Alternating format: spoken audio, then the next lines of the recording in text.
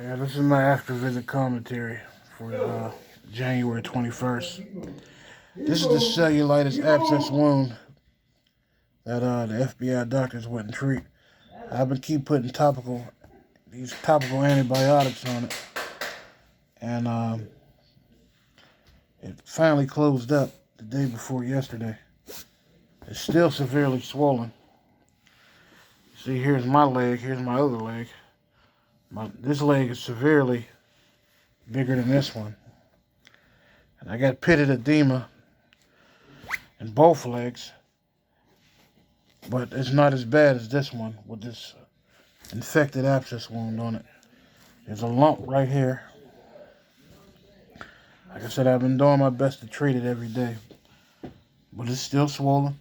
It's still infected. Like I said, it just stopped leaking pus yesterday. The day I checked my bandages, and for the first day in a long time, there wasn't no drainage.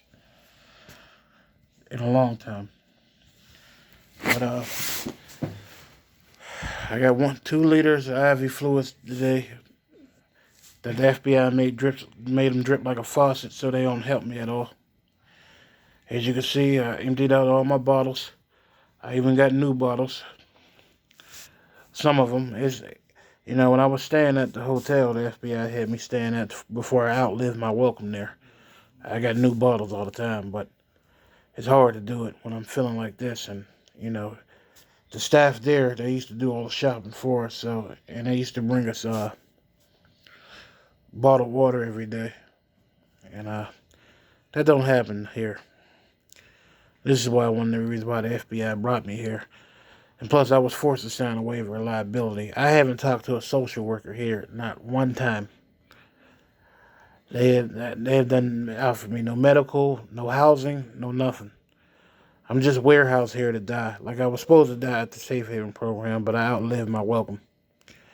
And I refused to sign a waiver of liability there because they had a nursing staff there, and I kept repeatedly showing them. This is why they had to get me out of there. But back to the point, which is today. As I'm talking to you right now, my chest is still burning. My throat is still burning. The FBI keeps giving me acid reflux medication. It's not working. You want to know why it's not working?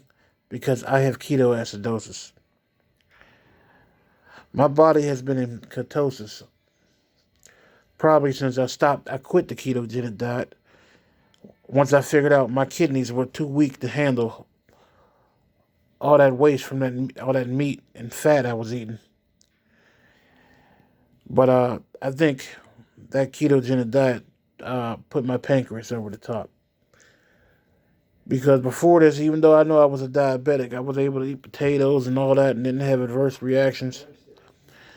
Now my pancreas is not putting enough insulin to, to get these ketones out of my body. So all of a sudden I became a type 1 diabetic. Or I have pancreatitis, or both. But there's something severely going on with me, and the FBI is not telling me about it. Luckily, I keep my carbs low. If so, I would have been probably put in a coma by now. But I found I was close to it when I went to the hospital on New Year's. When I was eating them yams, even though I was keeping my carbohydrates under a certain amount. But, I don't have insulin. I don't have a blood glucose meter. I don't think I was spacing my meals out properly. And I kept on shooting my blood sugar up, not knowing. But this is when, this ketoacidosis really kicked in. Because I didn't have acid reflux and acid indigestion then, but I kept going to the emergency room. And every time they did a pee test on me, there was ketones in my urine. There's ketones in my urine today. I'm going to put the link on this video, but I'll show y'all. The FBI says I went to the hospital today for dehydration. No, I didn't. That's one of my symptoms.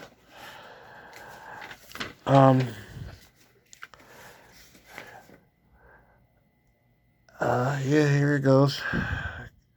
Ketones. You see? It's obvious that I'm an uncontrolled diabetic. I keep having ketones in my urine. My salt level went up. I haven't eaten salt. Like I said, I eat vegetables. My kidney function bun. No telling what my kidney function is, but the FBI has to put something on here just in case, by the act of God, I survived this. They can have a reference from when my kidneys started to fail, but my kidneys have already are failing. I'm at end-stage renal failure. Uh, White blood cell count high, red blood cell count high, MCV low, RDW high. Like I said, I took, when the FBI finally prescribed me iron, it was too late. I took it for a whole month, and these numbers still didn't change because my heart is already enlarged. My heart is enlarged because these infections in my body. It's depriving the bacteria iron, so they can't grow. Therefore, it made me severely anemic and enlarged my heart.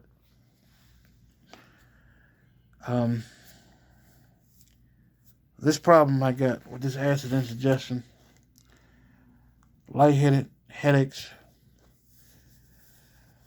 chest pain is not going to go away until I get admitted to the hospital. I want you people, you medical professionals, who look at my labs and see why am I not being admitted to the hospital. Especially when I fill up damn near all these bottles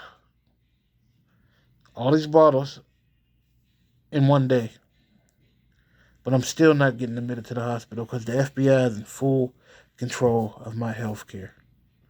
If you people don't believe that now, then you will believe the FBI's criminal conspiracy fantasy that somehow I was involved in some criminal conspiracy after the FBI tortured me for almost 5.5, 6 years, violated my 9 and 7-year-old daughters, James and Claire Bulls, had me locked up for a year for a crime I didn't commit, sent me to mental institutions because they said I imagined the FBI put cameras in my bathroom, watched me and my daughter shower and bathe. And when I finally got my apartment, the FBI put another camera in my bathroom. But the FBI is confident they can get away with this by just having people sound like me, wear certain colors, and say the same numbers over and over again. Today, when they offered me a taxi, and I'm gonna hurry up, but because I don't. But when they offered me a taxi home today at UPMC Shadyside, I guess because after they tried to kill me the other day and kept giving me Pepsi, knowing my kidneys are bad, I guess they offered me a present. I'm not getting admitted, so they can at least give me a ride home. But they had the whole waiting room filled up with people wearing mostly black, gray, all black too, gray, total and complete strangers. And they all sound like me. They all say the same the same numbers over and over again. It's like living in the Twilight Zone, where everybody sounds like you, but nobody can give a flying fuck about you. My jeans ripped just like they did last month. I buy these cheap jeans off Amazon because they're cheap. And they don't rip in the crouch. They rip on the thigh. Almost every pair I had. Some lasted longer than most. But since, my body's in full ketosis, they're too big for me anyway. But I can't even afford to buy a pair of pants till next week.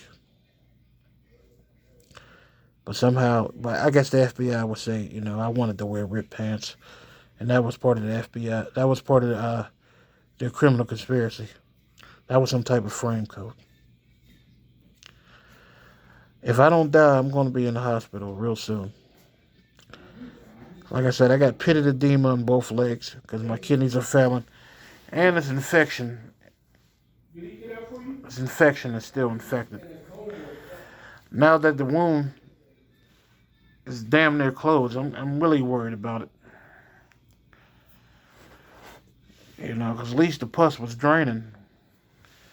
But like I said yesterday and and that was the first day since I got this operation on my leg that I didn't have no drainage. But just continue to pray for me, please. Like I said, somehow I became a type 1 diabetic and had pancreatitis. And the FBI has never told me about it.